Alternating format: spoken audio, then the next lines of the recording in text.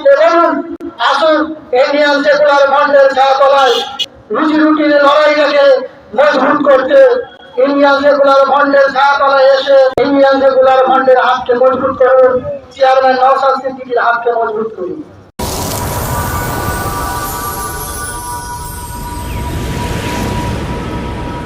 দলিত আদিবাসী এক কথায় পিছিয়ে রাখা, পিছিয়ে পড়া জনজাতির অধিকারের আদায়ের লড়াইটা আরো মজবুত করতে ওই বিধানসভায় নওশাদ সিদ্দিকীর গলায় গলা মিলিয়ে আরো খাতি পাঠাতে ওই লোকসভায় নওশাদ সিদ্দিকীর মতো নেতৃত্বকে লোকসভায় পার্লামেন্টে পাঠিয়ে যখন কালা কানুন আনা হবে, সেই কালা কানুনের বিরোধিতা করবে যেমন, তার সঙ্গে আইনত ব্যবস্থা নেবে তেমন, সেই রকম নেতৃত্বকে পার্লামেন্টে পাঠাতে হবে।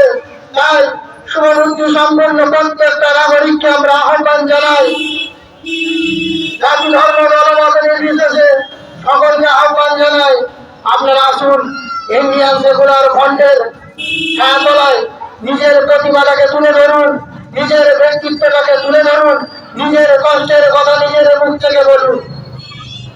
ইন্ডিয়ান সেকুলার ফ্রন্ট এমন একটা প্ল্যাটফর্ম যেখানে নওশাদ সিদ্দিকী যখন কথা বলবে, বিশ্বজিৎ মাইতি বলবে না দাদা এই কথাটা বলবেন না, যখন বিশ্বজিৎ মাইতি বলবে নওশাদ সিদ্দিকী যখন বলবে না দাদা এই কথাটা বলবেন না, এটা বলে না।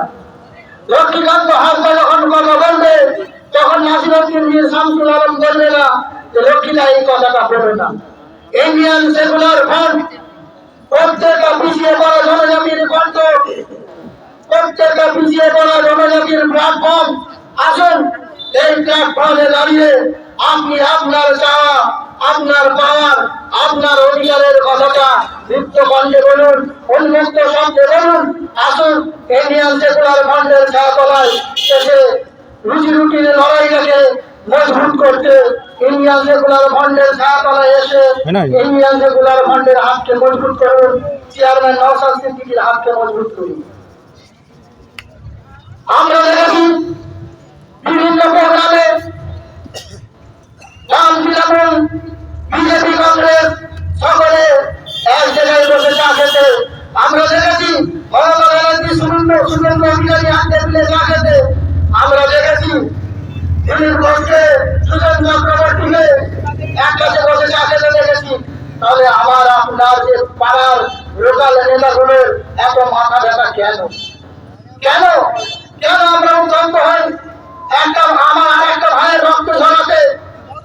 কেন? কিসের স্বার্থে? যে অনুব্রত মন্ডল যাকে বীরভূমের বাঘ বলা হতো, সে বাঘ যখন খাঁচায় বন্দী হয়ে গেল, অনুব্রতের কন্যা অনুব্রতের বাড়ির লোক অভিযোগ করছে দিদি একবারও খোঁজ নেয় না। অর্থাৎ আইনের জামাকালে যখন ফেসে যাবে তখন কোন দল আপনার পাশে থাকবে না। সেই আপনার পরিবারকে, আপনার গার্জেনকে সে দল সাফার করতে হবে। তাই বলবো গণতান্ত্রিক দেশ, গণতান্ত্রিক অধিকার রয়েছে। আপনি আপনার ভালোবাসার লড়াইটা করবে, আমি আমার ভালোবাসার লড়াইটা করবো, আর একজন তার ভালোবাসার লড়াইটা করবে।